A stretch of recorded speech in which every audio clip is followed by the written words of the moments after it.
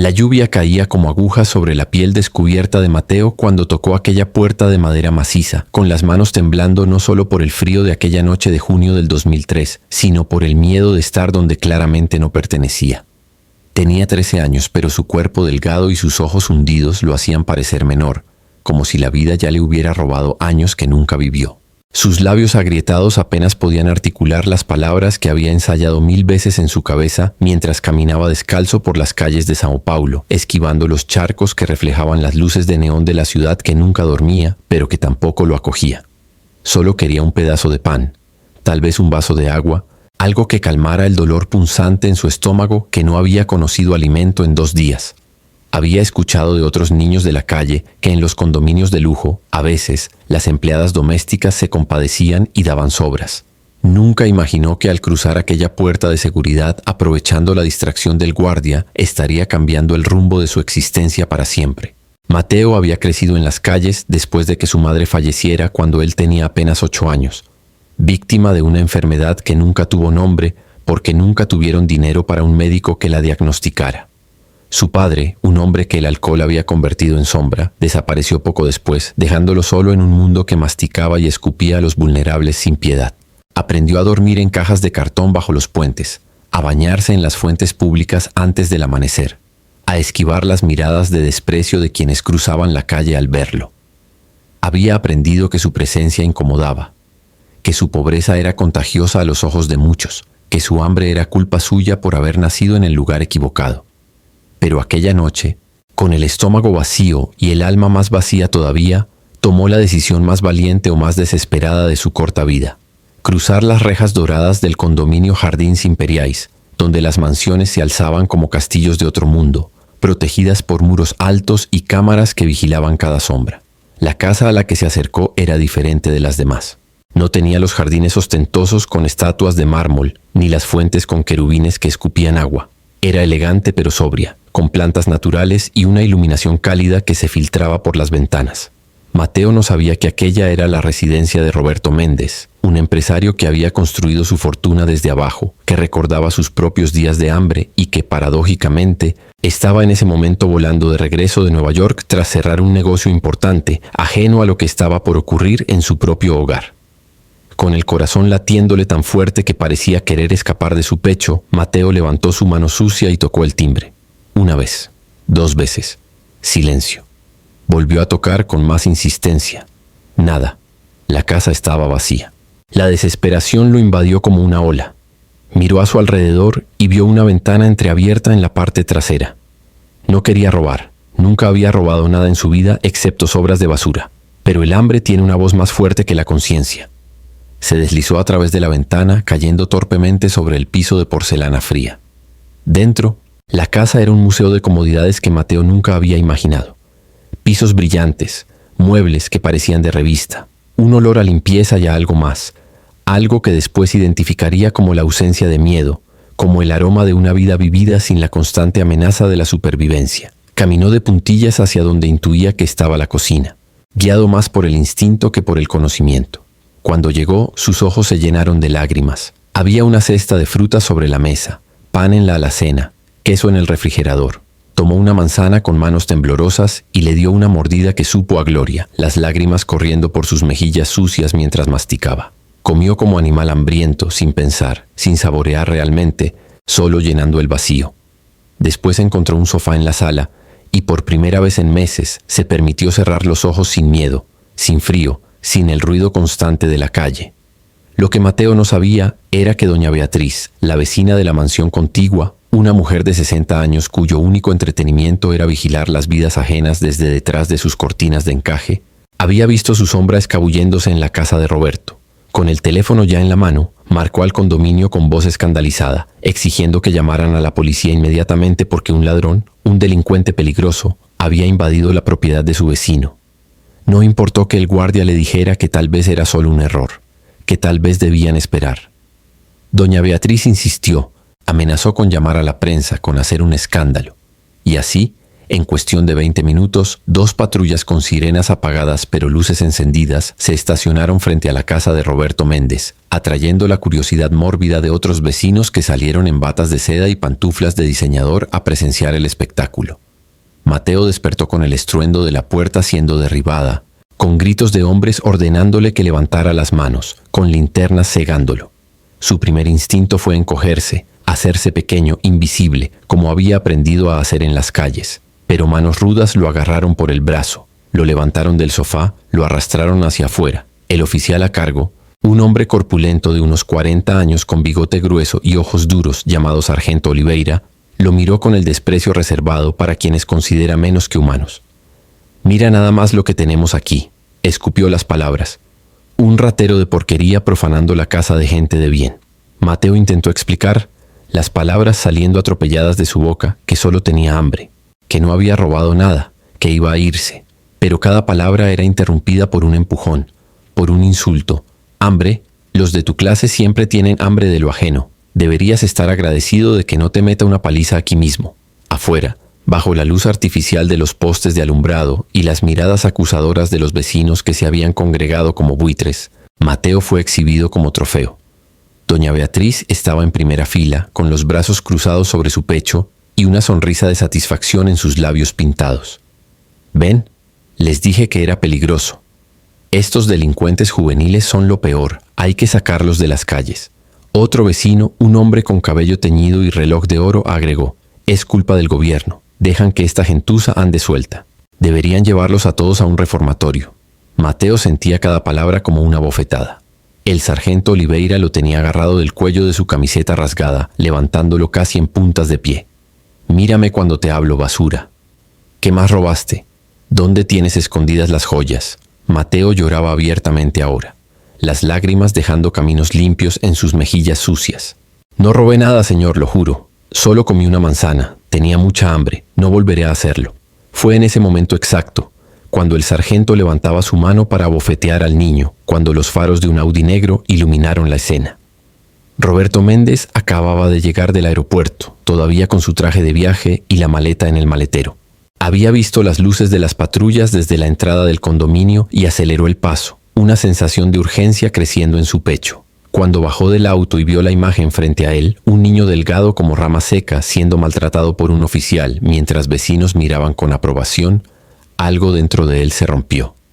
Roberto tenía 52 años. Había construido un imperio de tecnología desde un pequeño taller en la favela de Paraisópolis y nunca había olvidado los días en que él mismo había sido ese niño con hambre, ese muchacho al que miraban con desprecio. «Suéltelo ahora mismo». Su voz atravesó el aire con autoridad. El sargento Oliveira se volteó, irritado por la interrupción, pero su expresión cambió al reconocer a Roberto Méndez. Todo el mundo en Sao Paulo conocía su rostro, sus entrevistas en televisión, su reputación de hombre duro pero justo. «Señor Méndez, este delincuente entró a su casa. Estábamos». Roberto lo interrumpió, sus ojos fijos en Mateo, en las marcas rojas en su cuello, en sus ojos hinchados de llanto, en sus pies descalzos y sangrantes. «¿Robó algo?». El sargento titubeó. «Bueno, no encontramos nada en sus bolsillos, pero... ¿robó algo, sí o no?». La voz de Roberto era de acero. «No, señor, pero el hecho de entrar. El hecho de entrar a mi casa es asunto mío, no suyo. Y le exijo que suelte a ese niño ahora mismo o tendré una conversación muy seria con su superior sobre brutalidad policial». El sargento soltó a Mateo como si quemara, el niño cayendo de rodillas sobre el pavimento. Roberto caminó hacia él, se arrodilló a su altura, algo que dejó a todos boquiabiertos. Un hombre de su estatus, en el piso, frente a un niño de la calle. «¿Cómo te llamas, hijo?». Su voz era suave ahora, completamente diferente al tono que había usado con el oficial. Mateo levantó la vista, confundido, esperando más gritos, más golpes, pero en cambio encontró ojos marrones llenos de algo que no reconocía porque llevaba años sin verlo. Compasión. «Mateos», susurró. «¿Tienes hambre, Mateo?». El niño asintió, incapaz de hablar. Roberto se quitó su chaqueta de diseñador y la puso sobre los hombros temblorosos del niño. «Ven conmigo, vamos a entrar a mi casa, vas a comer algo caliente y vamos a hablar». Se volvió hacia el sargento con expresión severa. «Puede retirarse, oficial. No habrá cargos porque no hubo crimen». y le sugiero que recuerde que su trabajo es proteger a los ciudadanos, todos los ciudadanos, incluyendo a los más vulnerables. Los vecinos murmuraban escandalizados. Doña Beatriz se acercó, su voz estridente. Roberto, estás cometiendo un error. Ese niño es un delincuente. Hoy entra por comida y mañana viene con una pandilla a robarte. Gente como él no cambia. Roberto la miró con una frialdad que la hizo retroceder. Gente como él, Beatriz, son niños. Niños que la sociedad abandonó. Y si usted dedicara la mitad de la energía que usa en juzgar a los demás en ayudar realmente, tal vez este país sería diferente. Con permiso. Tomó a Mateo de la mano. Una mano pequeña y áspera que desapareció dentro de la suya, y caminaron juntos hacia la casa. La puerta se cerró detrás de ellos, dejando afuera el murmullo indignado de quienes nunca entenderían. Dentro de la casa, Roberto guió a Mateo directamente a la cocina. El niño estaba en estado de shock, sin entender qué estaba pasando, esperando en cualquier momento que el hombre cambiara de opinión y lo echara. Pero en cambio, Roberto abrió el refrigerador, sacó ingredientes, encendió la estufa. «Siéntate», dijo señalando una silla. Mateo obedeció, observando con incredulidad cómo aquel hombre elegante, con reloj que probablemente costaba más que lo que muchas familias ganaban en un año, preparaba pasta con salsa de tomate y albóndigas, cortaba pan fresco, servía jugo de naranja. Cuando puso el plato humeante frente a Mateo, el niño no se movió. «¿No vas a comer?», preguntó Roberto sentándose frente a él. «No entiendo», murmuró Mateo. «¿Por qué es amable conmigo?». Roberto suspiró, sus ojos vidriosos de repente. «Porque yo fui tú, Mateo. Hace 40 años yo era ese niño con hambre, y alguien me tendió la mano cuando más lo necesitaba. Come, por favor. Aquí estás seguro». Mateo comió lentamente, esta vez saboreando cada bocado, incapaz de creer que aquello fuera real. Roberto lo observaba con una mezcla de tristeza y determinación creciendo en su corazón. Cuando Mateo terminó, Roberto le preguntó suavemente sobre su vida, y las palabras comenzaron a salir del niño como agua de una represa rota. Habló de su madre, de cómo su risa llenaba su pequeña habitación en la favela, de cómo su enfermedad la fue consumiendo hasta que un día simplemente no despertó. Habló de su padre, de la botella que se convirtió en su única compañera, del día en que llegó a casa y encontró la casa vacía, sus pocas pertenencias tiradas en la calle. Habló de las noches en las que el frío era tan intenso que creía que moriría, de los días en que el hambre era tan feroz que comía de la basura, de las veces que otros niños de la calle fueron llevados por la policía y nunca volvieron. Con cada palabra, el corazón de Roberto se partía un poco más. Cuando Mateo terminó su relato, había lágrimas corriendo por ambos rostros. Roberto se limpió los ojos sin vergüenza. ¿Tienes algún familiar, Mateo? ¿Alguien que te esté buscando? El niño negó con la cabeza. No tengo a nadie, señor. Estoy solo. Roberto asintió lentamente, una decisión formándose en su mente con una claridad que nunca había experimentado. Se levantó, caminó alrededor de la mesa y se arrodilló junto a Mateo. Entonces ya no estás solo. Si tú quieres, si me aceptas, me gustaría ser tu familia. No será fácil, tendremos que hacer trámites legales, habrá gente que no entenderá, pero te prometo algo. Mientras yo respire, nunca más tendrás que dormir en la calle, nunca más tendrás hambre, nunca más estarás solo. ¿Qué dices? Mateo lo miró con ojos tan abiertos que parecían querer tragarse el mundo. ¿Habla en serio? Su voz era apenas un susurro, más serio de lo que he estado en mi vida. Roberto extendió su mano. Mateo la tomó y entonces, por primera vez en 5 años, se permitió ser niño otra vez. Se lanzó a los brazos de Roberto y lloró como no había llorado desde la muerte de su madre. Pero estas eran lágrimas diferentes, lágrimas que lavaban el dolor y la soledad, lágrimas que nacían de la esperanza renacida. Roberto lo abrazó fuerte, este niño que la vida había tratado de destruir, pero que había sobrevivido con una dignidad que humillaba a quienes lo juzgaban sin conocerlo. Aquella noche, Roberto preparó la habitación de huéspedes para Mateo. Le dio ropa limpia, le mostró cómo funcionaba la ducha, esperó fuera mientras el niño se bañaba, escuchando el agua correr y preguntándose cuánto tiempo había pasado desde la última vez que Mateo había sentido agua caliente sobre su piel. Cuando Mateo salió, con el cabello mojado y la piel rosada de tanto frotarse, parecía otro niño. Sin las capas de mugre se podían ver sus rasgos delicados, sus ojos expresivos, la belleza que la calle había intentado ocultar. Roberto le dio un pijama que le quedaba grande, lo arropó en una cama con sábanas que olían a lavanda y se sentó en el borde. «Señor Roberto», La voz de Mateo era pequeña en la oscuridad. Sí, hijo. ¿Esto es un sueño? Porque si lo es, no quiero despertar nunca. Roberto sintió un nudo en la garganta. No es un sueño, Mateo. Es tu nueva vida. Y te prometo que voy a hacer todo lo que esté en mi poder para que sea la vida que mereces. Los siguientes días fueron un torbellino. Roberto contrató al mejor abogado de familia en Sao Paulo para iniciar el proceso de adopción. La asistente social que vino a evaluar la situación quedó inicialmente escéptica, una reacción que Roberto había anticipado. ¿Un hombre soltero de 52 años queriendo adoptar a un adolescente de la calle?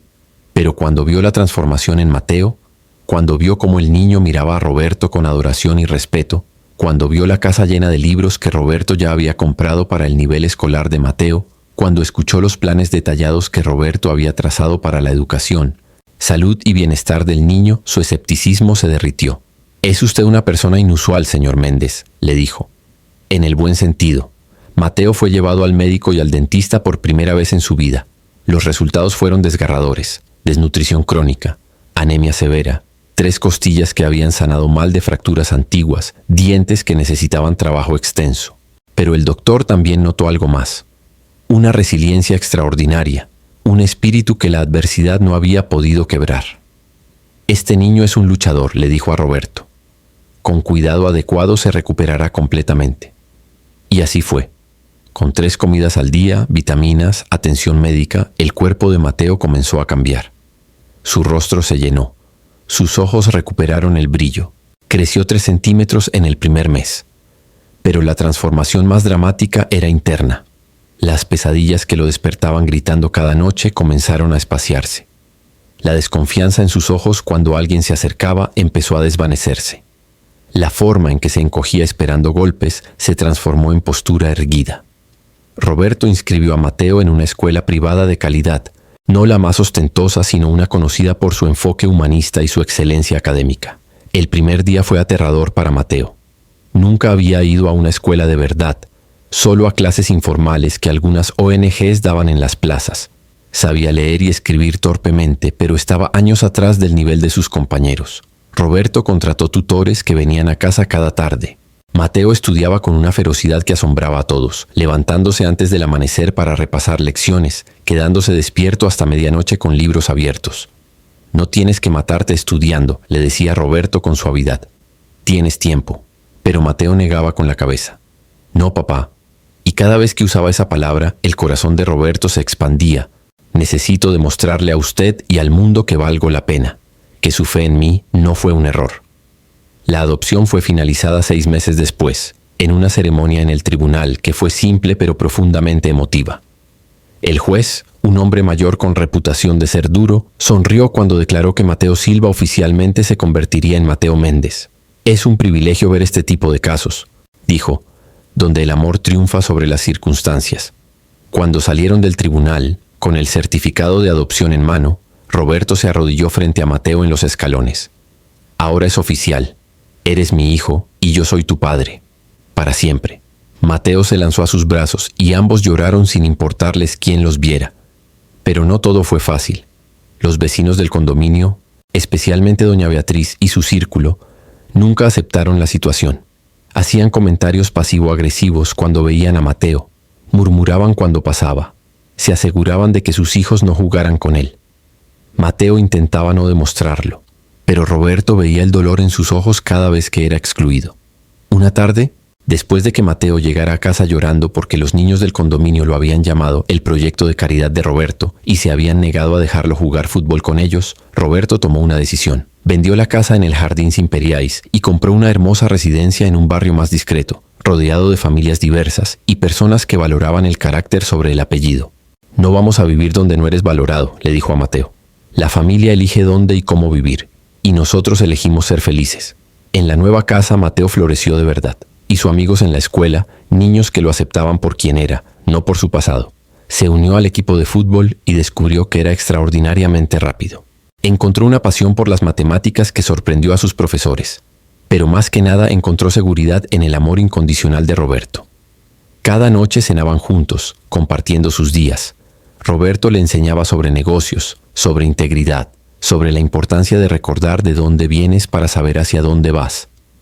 Mateo le enseñaba a Roberto a reír más, a ver el mundo con ojos menos cínicos, a apreciar las pequeñas alegrías que la riqueza a veces hace invisible. 2 años después de aquella noche lluviosa en que Mateo tocó la puerta equivocada, o tal vez la correcta, padre e hijo estaban sentados en el jardín de su nueva casa viendo la puesta del sol. Mateo había crecido, ya no era el niño esquelético, sino un joven de 15 años sano y fuerte, con sueños de estudiar ingeniería. «Papá», dijo Mateo usando el título con naturalidad ahora, ¿alguna vez te arrepientes de haberme adoptado, de haber cambiado tu vida así? Roberto lo miró sorprendido. ¿Arrepentirme? Mateo, adoptar fue lo mejor que he hecho en mi vida. Había construido un imperio, pero vivía en un palacio vacío. Tú llenaste ese vacío. Me diste un propósito más allá de ganar dinero. Me diste una familia. Mateo sonrió, pero había algo más en su expresión. He estado pensando. Hay muchos niños como yo era, papá. Niños que solo necesitan una oportunidad, una mano extendida. ¿Crees que nosotros podríamos hacer algo? Roberto sintió orgullo hinchar su pecho. ¿Cómo qué? No sé, tal vez una fundación. Un lugar donde niños de la calle puedan ir, no solo por comida, sino por educación, por esperanza. Un lugar donde sean tratados con dignidad. Roberto asintió lentamente, una nueva visión formándose. Creo que es una idea brillante. De hecho, ¿por qué no lo hacemos juntos? Cuando termines la escuela, cuando estés listo, podríamos crear algo que cambie vidas como la tuya fue cambiada. Y así lo hicieron. Años más tarde, después de que Mateo se graduara con honores de la universidad, padre e hijo fundaron la Fundación Nuevos Horizontes, dedicada a rescatar niños de las calles, darles educación, vivienda y, sobre todo, amor y dignidad. El primer centro abrió en Paraisópolis, la misma favela donde Roberto había crecido. En la ceremonia de inauguración, Mateo, ahora un joven de 23 años seguro y articulado, dio un discurso que dejó a muchos en lágrimas. Yo estuve donde están muchos de estos niños, dijo, su voz clara y fuerte. Sin esperanza, sin futuro, invisible para un mundo que me consideraba desechable. Pero un hombre me vio. No vio a un criminal o a un problema. Vio a un niño que necesitaba ayuda. Y ese acto de compasión no solo cambió mi vida, me la dio. Mi padre me enseñó que la verdadera medida de una sociedad no está en sus edificios más altos o sus cuentas bancarias más grandes, sino en cómo trata a sus más vulnerables. Roberto, sentado en primera fila con lágrimas rodando libremente por sus mejillas, pensó en aquella noche de hace años, en el niño temblando bajo la lluvia, en la decisión que había tomado de ver más allá de las apariencias, en cómo un momento de compasión había florecido en un amor que definió el resto de su vida. Mateo terminó su discurso y bajó del podio, yendo directo a abrazar a su padre. «Gracias, papá», susurró, «por salvarme». Roberto lo abrazó fuerte. «No, hijo, gracias a ti por salvarme a mí». La Fundación Nuevos Horizontes creció con los años, ayudando a cientos, luego miles de niños. Cada uno tenía su propia historia de dolor y supervivencia, y cada uno encontraba en el centro no solo recursos materiales, sino algo más valioso, la convicción de que importaban, de que merecían amor y oportunidades. Mateo dedicó su vida a esta misión, y Roberto, incluso en sus años dorados, trabajaba incansablemente a su lado. Juntos eran un testimonio viviente de que las familias no siempre son creadas por sangre, sino por elección, por amor, por el compromiso inquebrantable de estar presente en las vidas del otro. Doña Beatriz y los vecinos del antiguo condominio se enteraron por los periódicos del éxito de Mateo y de la fundación. Algunos sintieron vergüenza por sus juicios, otros se mantuvieron en su arrogancia, pero a Roberto y Mateo no les importaba. Habían aprendido que la opinión de quienes miran desde la comodidad de sus privilegios no define el valor de una vida. Habían aprendido que el amor puede florecer en los lugares más inesperados, entre las personas más improbables. Habían aprendido que un acto de bondad, un momento de ver verdaderamente a otro ser humano, puede cambiar el curso de 2 vidas para siempre. Una tarde, muchos años después, cuando Roberto ya era un hombre de cabello completamente blanco y Mateo tenía sus propios hijos, nietos que Roberto adoraba con locura, estaban nuevamente sentados juntos, esta vez en el porche de una casa de campo que habían comprado para escapadas familiares. Los nietos jugaban en el jardín, sus risas llenando el aire. ¿Sabes qué es lo más irónico, papá?, preguntó Mateo. Los vecinos pensaban que yo iba a arruinar tu vida, a ser una carga. Pero la verdad es que tú me diste mucho más de lo que yo jamás podría devolverte. Roberto negó con la cabeza sonriendo. Te equivocas, hijo. Me diste un propósito, me diste alegría, me diste una familia. Me enseñaste que la riqueza real no se mide en cuentas bancarias, sino en las vidas que tocamos y el amor que compartimos.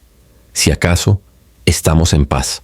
Mateo recostó su cabeza en el hombro de su padre, algo que todavía hacía a pesar de ser un hombre adulto, un gesto que los conectaba aquel primer día cuando era solo un niño asustado buscando refugio. «Te amo, papá», dijo simplemente. «Y yo a ti, hijo mío», respondió Roberto besando su cabeza. «Y yo a ti». El sol se ponía sobre los campos, pintando el cielo de naranjas y rosas, y padre e hijo permanecieron así, en silencio confortable, sabiendo que habían encontrado lo que muchos buscan toda la vida y nunca encuentran, un hogar verdadero, no en paredes y techos, sino en los corazones del otro. Los años siguientes trajeron desafíos que ninguno de los dos había anticipado completamente. Cuando Mateo entró en la adolescencia tardía, hubo momentos en que el trauma de sus primeros años emergía como fantasmas del pasado.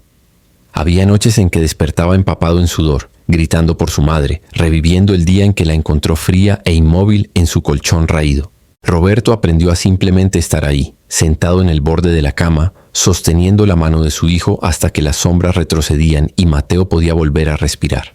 «Está bien tener cicatrices, hijo», le decía Roberto en esos momentos oscuros. «Las cicatrices no son signos de debilidad, sino testimonios de batallas que sobreviviste. Eres más fuerte de lo que crees». Hubo también momentos de ira, explosiones inesperadas cuando Mateo sentía que no merecía todo lo que se le estaba dando, cuando la culpa del sobreviviente lo abrumaba al pensar en los niños que todavía dormían en las calles, en los amigos que había hecho en sus años de indigencia y que probablemente ya no estaban vivos. «¿Por qué yo, papá?», le preguntó una vez, con lágrimas de frustración corriendo por su rostro. «¿Por qué yo merecí ser salvado cuando tantos otros siguen allá afuera?». Roberto no tenía una respuesta fácil para eso. «No lo sé, Mateo. La vida no siempre es justa, pero lo que sí sé es que fuiste salvado para algo más grande. No para sentirte culpable, sino para ser la voz de aquellos que no pueden hablar, para ser el puente entre dos mundos que raramente se encuentran. Tu supervivencia tiene propósito». La terapia fue fundamental en el proceso de sanación de Mateo. Roberto encontró a la doctora Mariana Silva, una psicóloga especializada en trauma infantil que entendía las complejidades de lo que Mateo había vivido. Cada semana, durante años, Mateo se sentaba en su consultorio y poco a poco desempacaba el peso que había llevado sobre sus hombros desde tan pequeño. Aprendió que el duelo por su madre nunca desaparecería completamente, pero que podía coexistir con la alegría de su nueva vida. Aprendió que aceptar el amor de Roberto no era traicionar la memoria de su madre biológica. Aprendió técnicas para manejar la ansiedad que lo invadía cada vez que pasaba cerca de las calles donde había vivido. La doctora Silva le decía con frecuencia: «Mateo, tu historia no termina con lo que sufriste. Tu historia está siendo escrita cada día que eliges levantarte, seguir adelante y convertir tu dolor en propósito». Roberto también enfrentó sus propios desafíos. Había momentos en que dudaba de sí mismo, en que se preguntaba si estaba siendo un buen padre, si estaba tomando las decisiones correctas. Cuando Mateo tenía 16 años y quiso visitar la favela donde había vivido con su madre, Roberto sintió un miedo visceral de perderlo, de que Mateo decidiera que ese mundo era donde realmente pertenecía. Pero entendió que negarle a Mateo esa conexión con su pasado sería negarle una parte de su identidad. Así que fueron juntos caminando por callejones estrechos donde la pobreza era palpable en cada esquina. Mateo se detuvo frente a una casa decrépita con paredes descascaradas. «Aquí vivíamos», dijo con voz temblorosa.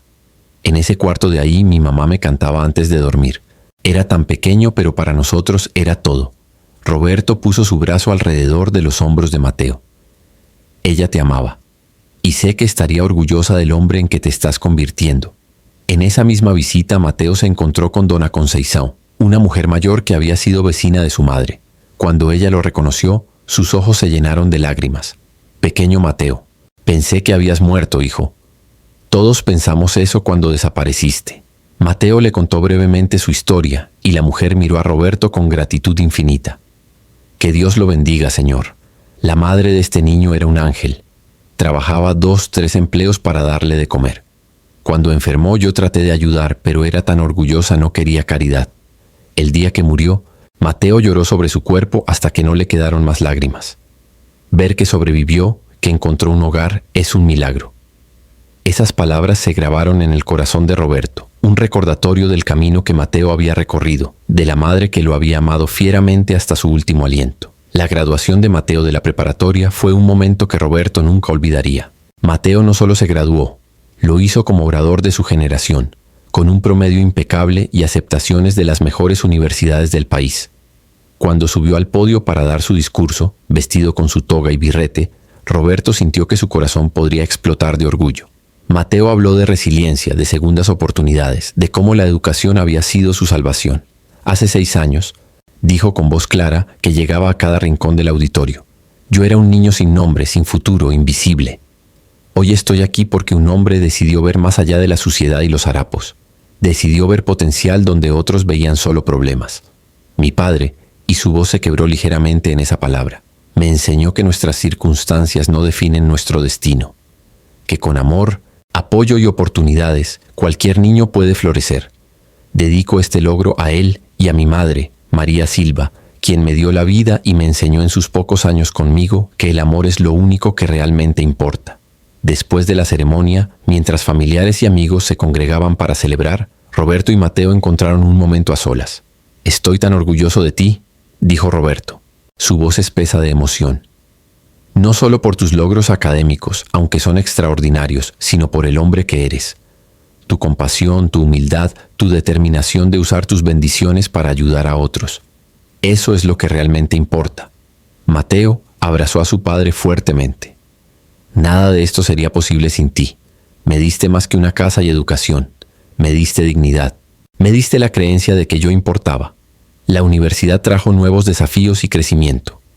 Mateo eligió estudiar ingeniería civil, con un enfoque en desarrollo urbano sostenible, soñando con diseñar soluciones de vivienda para comunidades de bajos recursos.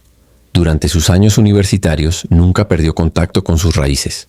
Cada fin de semana, voluntariaba en refugios para personas sin hogar, enseñando matemáticas y lectura a niños en situaciones similares a la que él había vivido. Roberto frecuentemente lo acompañaba y juntos formaron un equipo poderoso, el empresario exitoso y el joven que entendía íntimamente las realidades de la pobreza. Fue durante el 3er año de universidad que Mateo conoció a Carolina, una estudiante de trabajo social que voluntariaba en el mismo refugio. Ella había crecido en una familia de clase media, pero había dedicado su vida a la justicia social después de perder a su hermano menor a la violencia de las pandillas. Cuando Mateo le contó su historia, Carolina lloró abiertamente, no de lástima, sino de admiración. «Eres la prueba viviente de que la transformación es posible», le dijo. Su relación floreció lentamente, construida sobre valores compartidos y sueños similares de un mundo más justo. Cuando Mateo la llevó a conocer a Roberto, el padre supo instantáneamente que Carolina era especial. La forma en que miraba a Mateo con respeto y amor en partes iguales, la forma en que hablaba sobre su trabajo con pasión genuina, todo le dijo a Roberto que su hijo había encontrado una compañera digna. Roberto dio su bendición con lágrimas en los ojos cuando Mateo le pidió permiso para proponerle matrimonio a Carolina 2 años después. «No necesitas mi permiso, hijo. Eres un hombre adulto. Pero tienes mi bendición y mi alegría. Carolina es maravillosa y juntos van a hacer cosas increíbles». La boda fue un evento hermoso pero sencillo, realizada en los jardines de la Fundación Nuevos Horizontes, rodeados de los niños que habían ayudado y las familias cuyas vidas habían tocado. Cuando llegó el momento de que el padre de la novia la entregara, hubo un momento incómodo porque el padre de Carolina había fallecido años atrás. Mateo miró a Roberto y le extendió la mano. «Papá, ¿podrías llevar a Carolina al altar? Ella también es familia ahora». Roberto, con lágrimas corriendo libremente, tuvo el honor de llevar a su nuera al altar, un símbolo hermoso de cómo el amor expande y crea familia en formas inesperadas. El nacimiento del primer nieto de Roberto, un niño que Mateo y Carolina nombraron Roberto Mateo en honor a ambos abuelos, fue uno de los días más felices de su vida. Cuando pusieron al bebé en sus brazos, Roberto miró ese rostro diminuto y perfecto y pensó en el ciclo de amor que continuaba. Este niño crecería en seguridad, rodeado de amor, sin conocer nunca el hambre o el miedo que su padre había conocido. Y sin embargo, si Mateo y Carolina cumplían su promesa, también crecería conociendo su responsabilidad hacia aquellos menos afortunados, entendiendo que el privilegio viene con el deber de servir. «Bienvenido al mundo, pequeño Roberto», susurró el abuelo. «Tienes un legado extraordinario.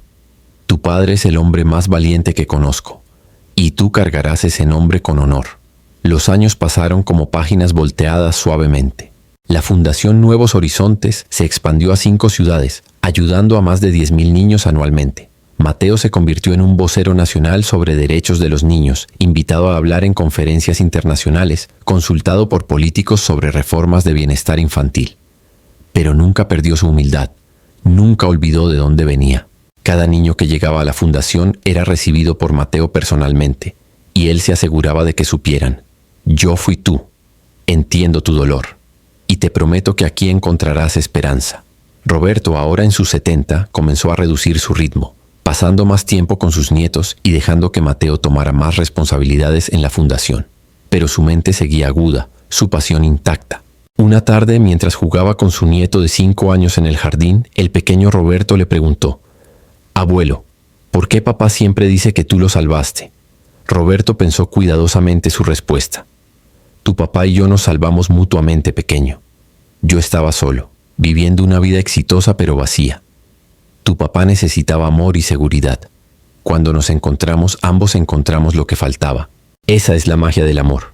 No es una calle de un solo sentido, sino un intercambio, un dar y recibir que beneficia a todos los involucrados». Hubo un último encuentro significativo, años después de aquella noche fatídica en 2003. Roberto y Mateo estaban dando una charla en una escuela pública cuando una mujer mayor se acercó después del evento. Roberto la reconoció inmediatamente: Doña Beatriz, su antigua vecina del Jardín Simperiais. Ella había envejecido considerablemente, su arrogancia anterior reemplazada por algo que parecía humildad. «Señor Méndez, Mateo», comenzó con voz temblorosa, «necesito hablar con ustedes. He querido hacerlo durante años». Los llevó aparte y las palabras comenzaron a derramarse. «Fui horrible con ustedes aquella noche. Juzgué a un niño hambriento, un niño asustado como si fuera un criminal. Los traté con crueldad y desprecio. He vivido con esa vergüenza desde entonces, especialmente al ver todo lo que Mateo ha logrado, todo el bien que ustedes han hecho en el mundo.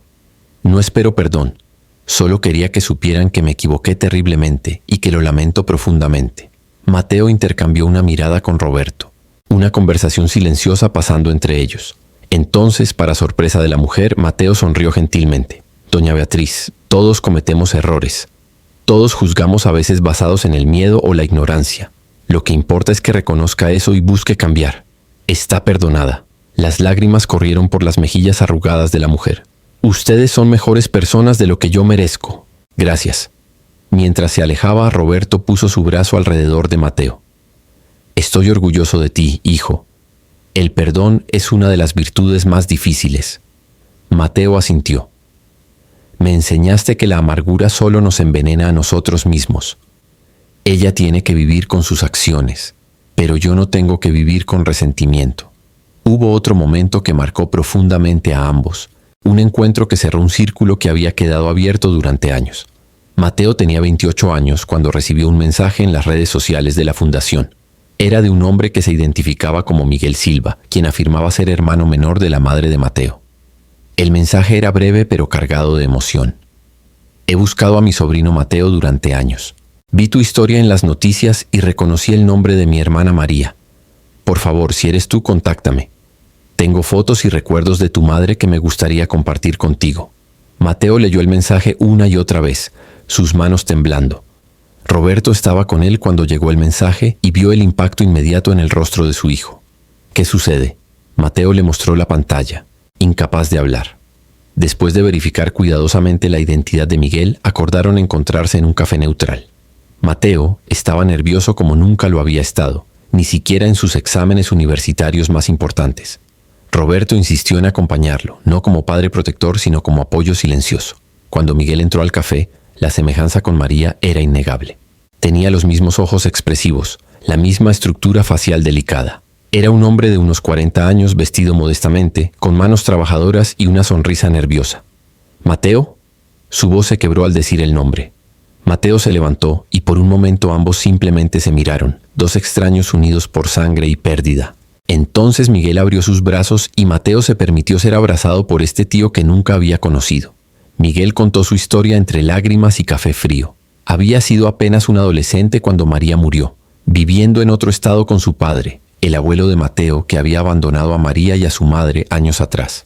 «Cuando me enteré de que María había muerto, traté de encontrarte. explicó Miguel, su voz espesa de emoción. Pero eras tan pequeño y ya habías desaparecido del sistema. Asumí lo peor durante años. Pensé que habías muerto también, que la calle te había tragado como traga a tantos niños. No fue hasta que vi un reportaje sobre la Fundación Nuevos Horizontes y el joven que la había cofundado que algo en tu rostro me recordó a mi hermana. Investigué más y encontré tu historia completa. Lloré durante horas, Mateo, sabiendo que habías sobrevivido, que habías triunfado contra probabilidades imposibles. Miguel sacó una caja de zapatos gastada de su mochila. Dentro había tesoros invaluables. Fotografías de María cuando era joven, sonriendo con un vestido de domingo, su cabello largo y brillante al sol. Fotos de ella embarazada, con las manos sobre su vientre y una expresión de esperanza pura en su rostro. Una foto descolorida de Mateo como bebé en los brazos de su madre, ambos riéndose de algo fuera del cuadro. Había también cartas que María había escrito a su hermano menor, cartas llenas de sueños para su hijo, de planes para darle una educación, de amor tan profundo que saltaba de cada página manuscrita. Ella te adorabas, dijo Miguel, observando a Mateo examinar cada foto con dedos temblorosos. En cada carta hablaba de ti, de lo inteligente que eras, de cómo ibas a ser alguien importante algún día. Tenía razón. Mateo lloró abiertamente sosteniendo una foto de su madre contra su pecho.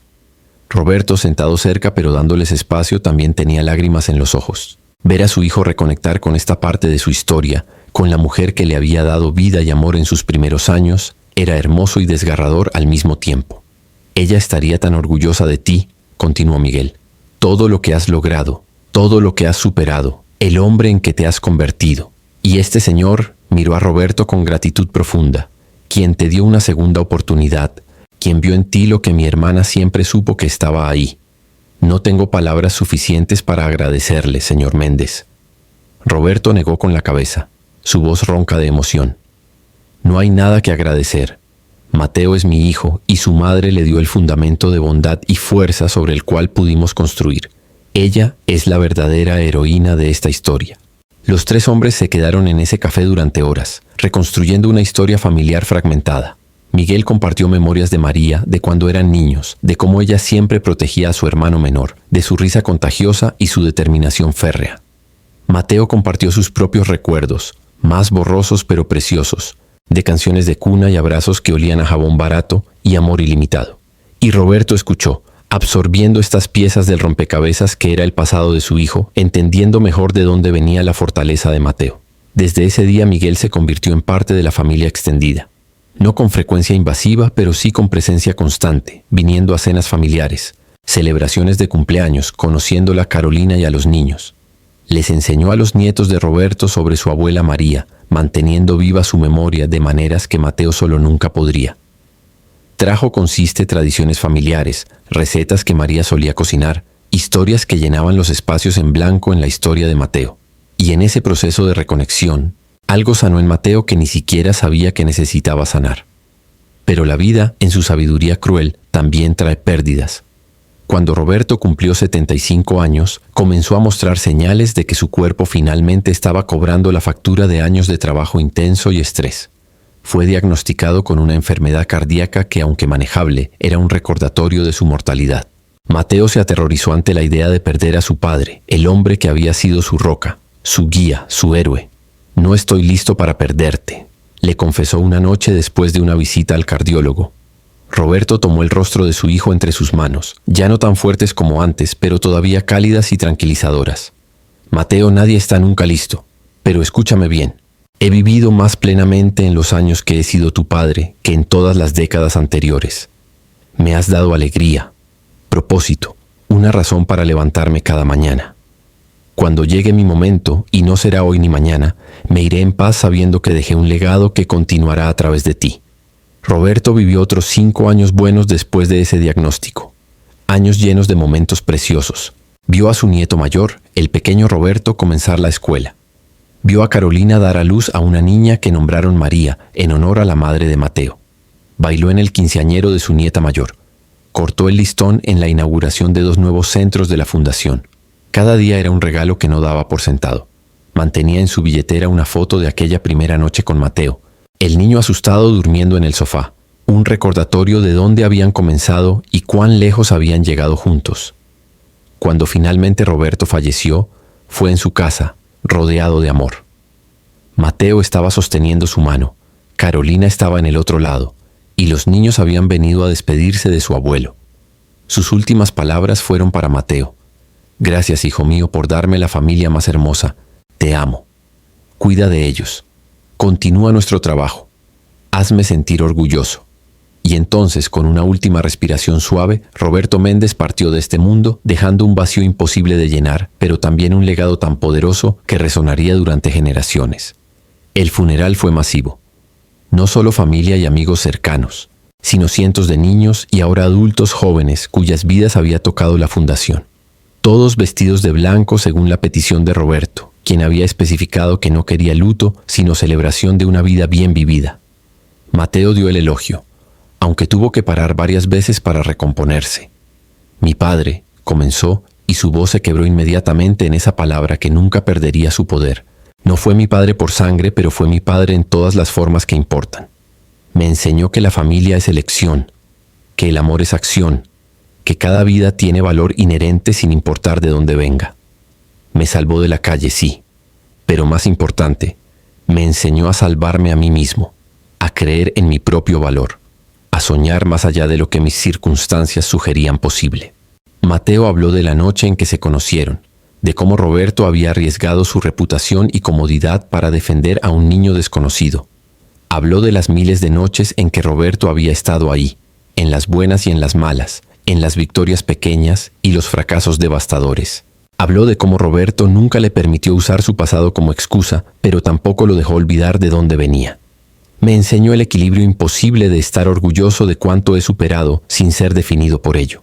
Me enseñó que la verdadera riqueza no está en las cuentas bancarias, sino en las vidas que tocas y las relaciones que construyes. Terminó con una promesa. Papá, prometo continuar tu legado. Prometo que la fundación crecerá y ayudará a más niños. Prometo criar a mis hijos con los valores que me enseñaste. Prometo que tu nombre será sinónimo de compasión y esperanza. Descansa en paz, Padre mío. Tu trabajo aquí está completo, pero tu impacto es eterno. Después del funeral, mientras los invitados compartían historias y memorias, un joven de unos 20 años se acercó a Mateo. No sé si me recuerdas, dijo nerviosamente. Soy Daniel. Llegué a la fundación hace 10 años, después de que mi familia se desintegró por las drogas. Su padre y usted me ayudaron, me dieron un lugar seguro, me pagaron la escuela. Ahora estoy en la universidad estudiando medicina. Quiero trabajar con comunidades marginadas, dar de vuelta lo que me fue dado. Solo quería que supiera que don Roberto no solo salvó una vida cuando lo salvó a usted. Al salvarle, creó una onda que se expandió y me alcanzó a mí, y a cientos como yo. Su legado vive en cada uno de nosotros. Mateo abrazó al joven Daniel y en ese abrazo entendió profundamente la verdad de sus palabras. Roberto no había salvado solo una vida aquella noche lluviosa. Había iniciado una reacción en cadena de bondad que ahora se extendía más allá de lo que cualquiera podría haber imaginado. Cada niño, ayudado por la fundación, era parte del legado de Roberto. Cada vida cambiada, cada sueño hecho realidad, cada niño que pasaba de la desesperación a la esperanza, llevaba la huella de aquel hombre que había decidido ver humanidad donde otros veían solo problemas. En los meses siguientes al fallecimiento de Roberto, Mateo luchó con el duelo de formas que no había anticipado. A pesar de toda su terapia, a pesar de su madurez y comprensión, el dolor de perder a su padre era abrumador. Hubo días en que apenas podía levantarse de la cama, días en que el peso de continuar el legado de Roberto se sentía imposible de cargar. Carolina fue su ancla durante esos meses oscuros, recordándole suavemente que el duelo es amor sin lugar a donde ir, que era natural sentirse perdido sin la persona que había sido su norte durante tantos años. Él no se ha ido completamente, le decía ella en las noches cuando Mateo despertaba llorando. Vive en ti, en nuestros hijos, en cada niño que ayudas. Cada vez que eliges compasión sobre juicio, Él está ahí. Lentamente, dolorosamente, Mateo encontró su camino de regreso a la luz. Canalizó su duelo en acción, expandiendo la fundación con vigor renovado. Estableció el Fondo Memorial Roberto Méndez, que daba becas universitarias completas a los graduados del programa de la fundación. Creó un programa de mentoría donde empresarios exitosos eran pareados con jóvenes de la fundación, replicando la relación transformadora que él había tenido con Roberto. Escribió un libro finalmente, contando su historia no por ego, sino como testimonio, dedicando cada centavo de las ganancias a la fundación. El libro se tituló La puerta equivocada, una historia de redención y amor incondicional, y se convirtió en un bestseller nacional, inspirando a miles a actuar con compasión. La historia del niño que tocó la puerta equivocada se había convertido en leyenda en su comunidad, compartida como ejemplo de que la compasión puede cambiar el mundo, una vida a la vez. Periodistas querían escribir libros sobre ellos, productores de cine querían hacer películas, pero Roberto y Mateo siempre declinaban educadamente. Nuestra historia no nos pertenece a nosotros solos, explicaba Mateo. Pertenece a cada niño que está luchando, a cada persona que se pregunta si vale la pena extender la mano. Si nuestra historia inspira, aunque sea a una persona, a actuar con compasión, entonces ha cumplido su propósito. Y cada vez que alguien contaba la historia, terminaba con la misma reflexión.